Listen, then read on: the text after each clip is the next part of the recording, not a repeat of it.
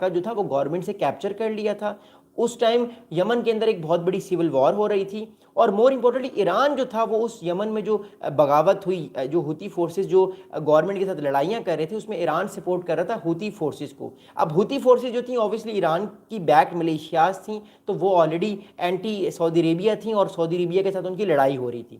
تو سعودی عربیہ نے سوچا کہ کیوں نہ میں ایک اپنا ملٹری الائنس بناؤں جس میں بہت سارے مسلم کنٹریز ہوں, اور وہ سارے مل کے اپنی فورسز کے ساتھ یمن میں جو ہوتی فورسز جو ہیں جنہوں نے ریبل کیا ہے گورنمنٹ کے اگینسٹ, ان کو مارنا شروع کر دیں. پھر ہم نے دیکھا کہ یمن میں بھوک مری بھی آئی, لوگوں کا جینوسائیڈ بھی ہوا. نو ڈاؤٹ کہ ہوتی فورسز کے لوگ مارے تو گئے, لیکن وہ اتنے نہیں مارے گئے, ادروائز وہ آج یمن پر کیپچر نہ کر لیتے, آج وہ ہوتی فورسز یمن پر حکومت نہ کر رہی ہوتی. ابھی اس ٹائم یمن پہ ہوتی فورسز حکومت کر رہی ہیں, بٹ 10 سال پہلے وہ اتنے پاورفل نہیں تھے, آج وہ بڑے پاورفل ہیں. دیٹس وائی ایران کی وجہ سے جو ہے وہ سعودی عربیہ نے فیصلہ کیا کہ وہ ایک اسلامک الائنس بنائے گا. اچھا, آپ کو ایک اور امپورٹنٹ بات بتاؤں. 2015 میں جب یہ سارا کچھ ہو رہا تھا تو ایجپٹ میں جب یہ پروپوزل دیا تو سعودی عربیہ نے اس پروپوزل کو نہیں مانا, کیونکہ سعودی عرب چاہتا تھا کہ جو ملٹری الائنس کی لیڈرشپ ہے وہ سعودی عرب کو ملے, ایجپٹ کو نہ ملے. ایجپٹ چاہتا تھا ملٹری الائنس کی لیڈرشپ ایجپٹ کو ملے. تو ایک طرح سے میں نے بتایا نا, ان کی آپس میں بھی ایک رائیولری ہے عرب کنٹریز کی. ایک اور امپورٹنٹ بات بتاؤں گا, اب میں آگے فارورڈ کرتا ہوں. 2015 پہ سعودی عربیہ اور یو اے ای کا پاکستان پہ بھی بڑا پریشر تھا کہ آپ بھی اپنی ملٹری جو ہے وہ بھیجیں, اپنے لوگ بھیجیں اس سارے معاملے میں, کیونکہ مور امپورٹنٹلی تاکہ پاکستان کی فورسز بھی جو ہیں وہ یمن میں جو ہوتی فورسز ہیں ان کے خلاف ایکشن لے سکے. بٹ پاکستان نے اس ٹائم منع کر دیا, بیکاز پرابلم یہ اس ٹائم آ رہا تھا 2015 میں, اس ٹائم نواز شریف صاحب کی حکومت تھی.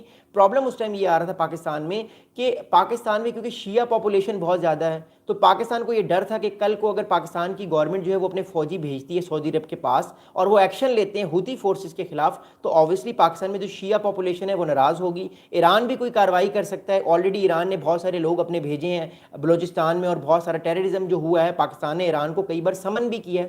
تو دیٹس ریزن وائی گورنمنٹ نے یہ فیصلہ کیا, پاکستان کی گورنمنٹ نے. اس ٹائم پاکستان کے جو آرمی چیف تھے وہ راحیل شریف صاحب تھے, وہ بڑا وائز فیصلہ کیا گیا کہ پاکستان اپنے فوجی نہیں بھیجے گا. اینی ویز موونگ فارورڈ, کیونکہ اب ہم 2025 میں ہیں. اب 2025 میں بات ہو رہی ہے فیوچر عرب نیٹو کی.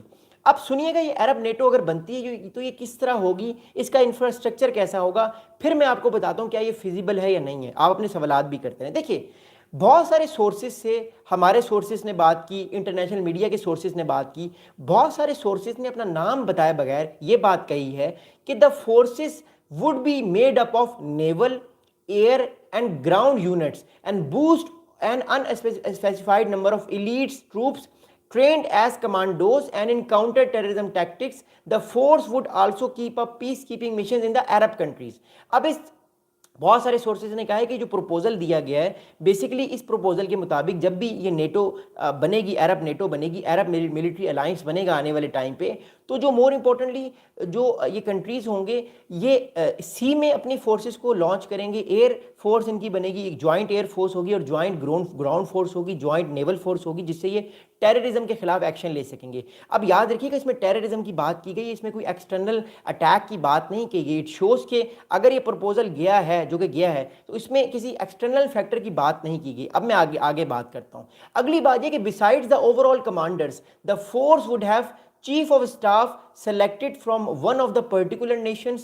There would also be planning council that take care of training, logistics and harmonizing of the weapon system. اب کہا یہ جا رہا ہے اس پروپوزل میں اگر یہ عرب نیٹو بنتی ہے تو اس عرب نیٹو کو ایک کمانڈر ہوگا, جس طرح یورپین جو نیٹو ہے اس کا ایک کمانڈر ہے, لیکن وہ کمانڈر ہر 2-3 سال بعد چینج ہوتا رہتا ہے. کبھی ایک کنٹری کو وہ کمانڈ مل جاتی ہے, کبھی انگلینڈ کو کمانڈ مل جاتی ہے, کبھی فرانس کو. تو اس طرح عرب کنٹریز میں بھی وہ کمانڈ چینج ہوتی رہے گی, لیکن یاد رکھیے گا کمانڈر ایک ہی ہوگا اور وہ باری باری ہر کنٹری کی ایک ٹرن آئے گی 2-3 سال بعد, اور وہ جو ہے وہ اس کو چینج کر لے گا. اگلی بات ہے, دیکھیے اگلی بات اس ٹائم یہ ہے کہ مور امپورٹنٹلی ابھی تک جو سائز کے بارے میں بات کی گئی کہ یہ ساری عرب نیشنز کا سائز کیا ہوگا, یعنی کتنے فوجی ہوں گے اس پورے عرب جو ہے وہ مور امپورٹنٹلی عرب نیٹو میں. تو فوجیوں کی تعداد ڈیسائیڈ نہیں کی گئی, لیکن میرا اپنی اسیسمنٹ ہے پرسنل کہ اگر فوجی ہوں گے بھی تو تقریباً غالباً 75 to 80,000 سولجرز ہوں گے میکسیمم.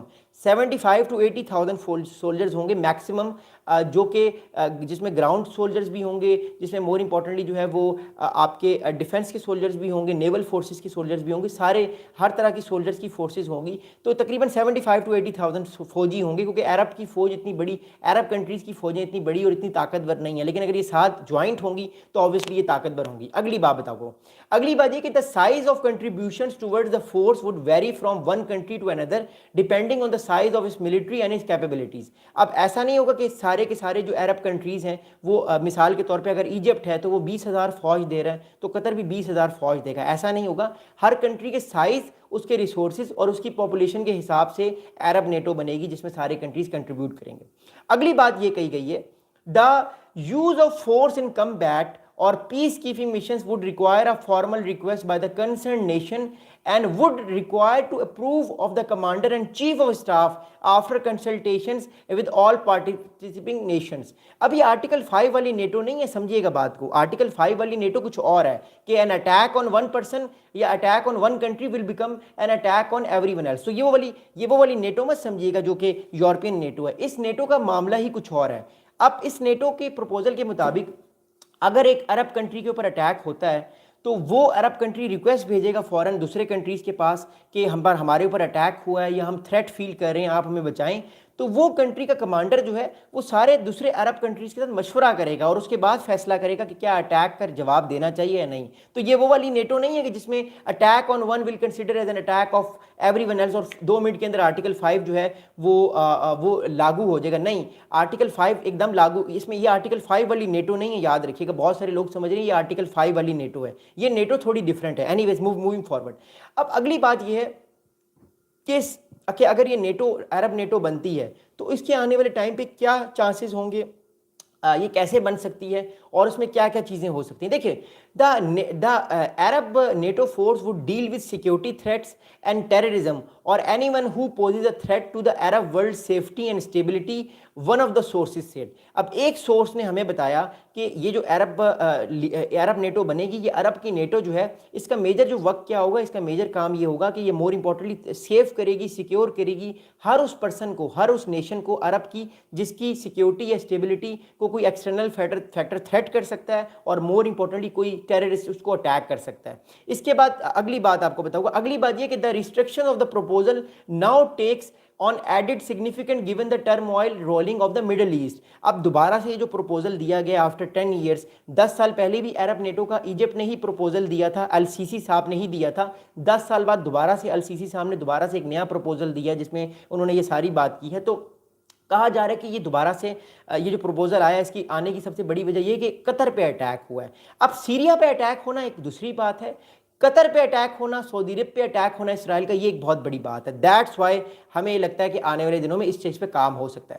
اب ایک آفیشیل ہے، انہوں نے اپنا نام تو نہیں بتایا، لیکن ایک آفیشیل نے کچھ میڈیا رپورٹرز کو بتایا ہے کہ the mechanism of Arab NATO would allow the forces to deploy when needed and it should be formed in a way that reflects the composition of Arab states and their armies while balancing regional politics. اب بات یہ ہے کہ ایک صاحب نے بڑی important بات کی کہ جو میکینزم ہوگا سارا اس عرب لیگ کا یا عرب نیٹو کا، جہاں پہ عرب ممالک یونائٹ ہو کے اپنی فورسز کو یونائٹ کریں گے کسی بھی ایک تھریٹ سے بچانے کے لیے، یونائٹلی اٹیک کریں گے، تو بیسیکلی یہ میکینزم جو ہوگا یہ ریجن میں جو بھی پولیٹیکل ایسپیکٹس ہو رہے ہیں ان سارے پولیٹیکل ایسپیکٹس کو دیکھنے کے بعد ہی وہ جواب دیں گے. اب اگلی بات یاد رکھیے کہ دیکھیے اگلی بات یہ ہے کہ کائرو بیسیکلی اس ٹائم جو ہے مور امپورٹنٹلی یاد رکھیے گا کہ اس ٹائم ایجپٹ کیا چاہ رہا ہے. دیکھیے اس پوری گیم میں جو ہے ایجپٹ اپنی لیڈ لینا چاہ رہا ہے.